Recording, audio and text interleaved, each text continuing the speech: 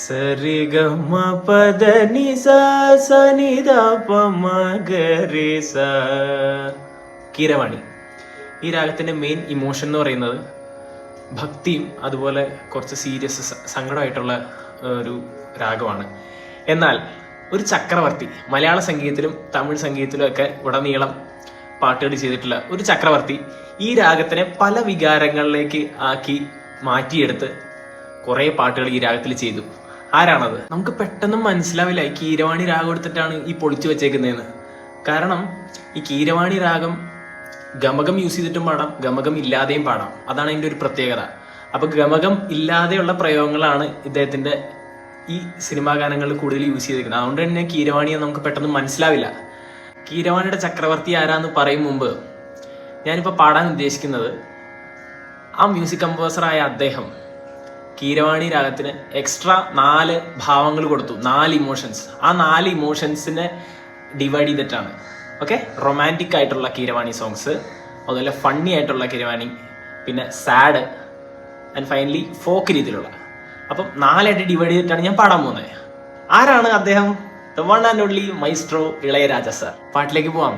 താരാപഥം ചേതോഹരം പ്രേമാമൃതം പെയ്യുന്നിതാ രാജരാജ സോഴൻ എനയാളും കാതൽ ദേശം നീതാ തൈമാവിൻ തണലിൽ തളിരുണ്ണും മൈനേ വരിനെല്ലിൻ കതിരാൽ വിരുന്നൂട്ടം നിന്നെ മണ്ണിൽ ഇന്ത കാതലன்றி யாரும் வாழ்ந்தல் കൂടുമോ പൂവായി വിരിഞ്ഞു പൂന്തേൻ കിനിഞ്ഞു